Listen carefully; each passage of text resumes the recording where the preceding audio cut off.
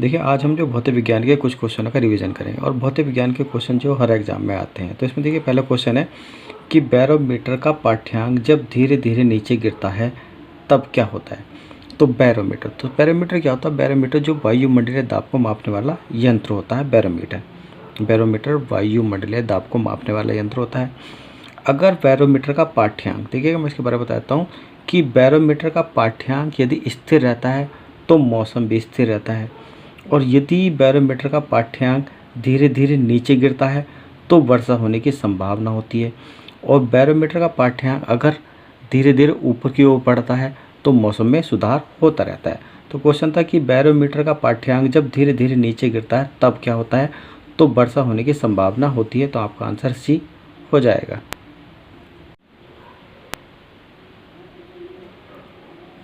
Next question है कि साधारण जल की अपेक्षा समुद्री जल में तैरना आसान होता है क्योंकि साधारण जल की अपेक्षा समुद्र के जल का घनत्व होता है।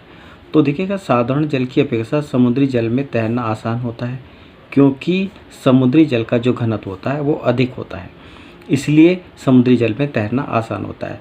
तो क्वेश्चन था कि साधारण जल की अपेक्षा समुद्री जल में तैरना आसान होता है क्योंकि साधारण जल की अपेक्षा समुद्र के जल का घनत्व क्या होता है, अधिक होता है, इसलिए समुद्री जल में जो तैरना आसानी होता है।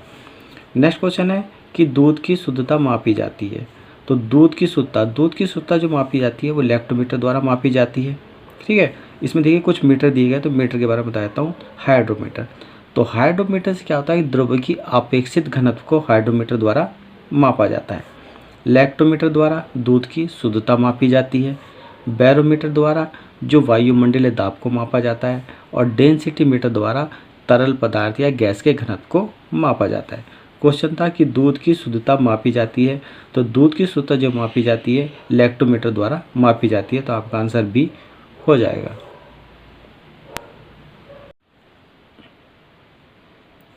देखिए, नेक्स्ट क्वेश्चन है कि सभी द्रव्यों का क्वथनांक दाब बढ़ाने पर, तो सभी द्रव्यों का क्वथनांक दाब बढ़ाने पर क्या हो जाता है, दाब बढ़ जाता है। तो आपका आंसर क्या हो जाएगा, सी हो जाएगा।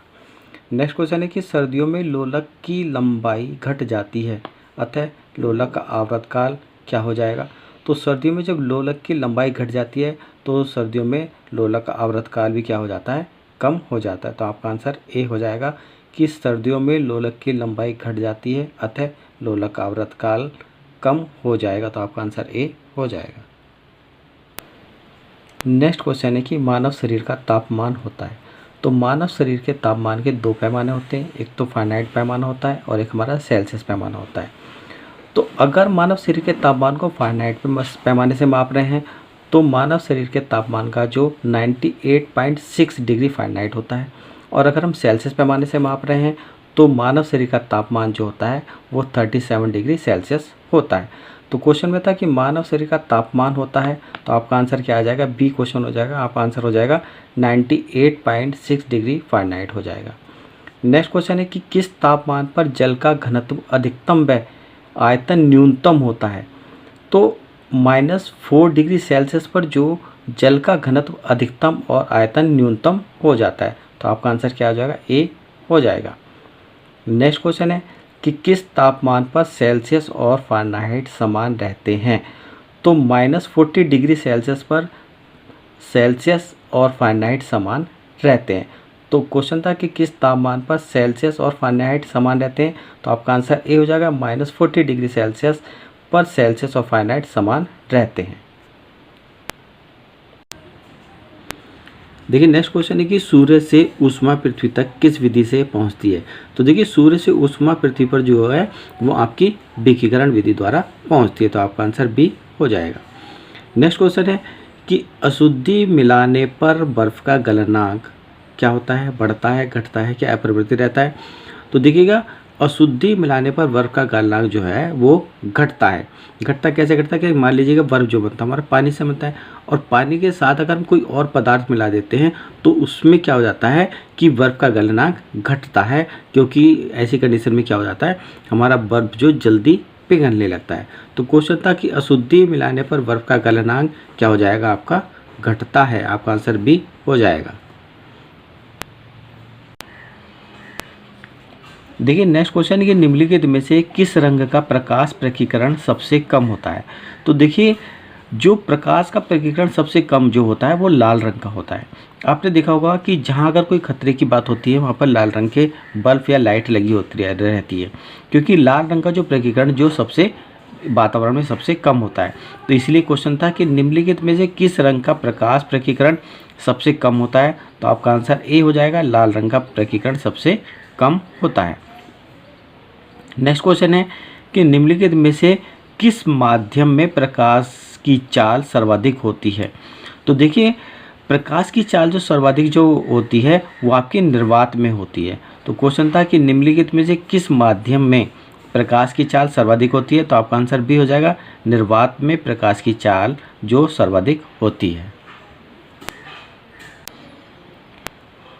नेक्स्ट क्वेश्चन है कि निम्नलिखित में से कौन सा न्यूनतम संभव तापमान है। तो सबसे न्यूनतम तापमान जो होता है वो आपका देखिए माइनस डिग्री में होता है, और सबसे माइनस डिग्री में जो है आपका वो है -273 डिग्री सेल्सियस।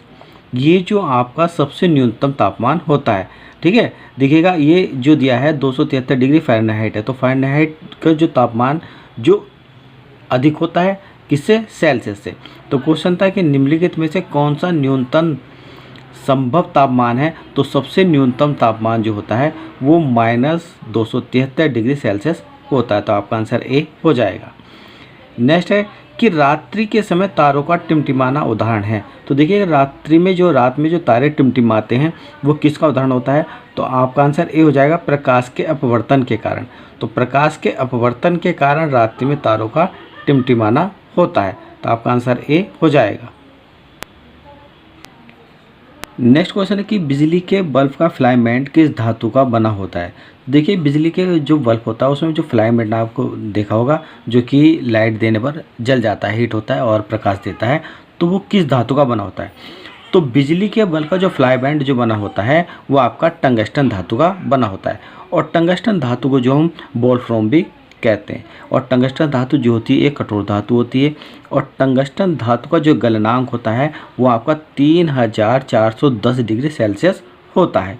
तो क्वेश्चन था कि बिजली के बल्ब का फिलामेंट किस धातु का बना होता है। तो बिजली के बल्ब का फिलामेंट जो आपका टंगस्टन धातु का बना होता है। तो आपका आंसर डी हो जाएगा। नेक्स्ट क्वेश्चन है कि विद्युत परिपथ के उपयोग में लाए जाने वाला फ्यूज किस धातु का बना होता है। तो देखिए विद्युत परिपथ आपने देखा होगा कि जो लाइट लगी होती है, लाइट में हम फ्यूज़ का यूज़ करते हैं ताकि जैसे ही कोई सर्किट शॉर्ट होता है तो हमारा फ्यूज उड़ जाता है। तो वो फ्यूज जो बना होता है वो किस धातु का बना होता है। तो फ्यूज जो बना होता है वो हमारा टिन और सीसा धातु का बना होता है। तो इसलिए क्वेश्चन था आपका कि विद्युत परिपथ के उपयोग में लाए जाने वाला फ्यूज किस धातु का बना होता है। तो आपका आंसर ए हो जाएगा, टिन और सीसा धातु का बना होता है। नेक्स्ट क्वेश्चन की ताड़ित चालक बनाने के लिए कौन सी धातु प्रयुक्त होती है। तो देखिए ताड़ित चालक, तो ताड़ित चालक एक तांबे की धातु की छड़ होती है, और ताड़ित चालक छड़ का जो प्रयोग किया जाता है वो बरसात में बिजली गिरने से बचाने के लिए छत पर लगाया जाता है।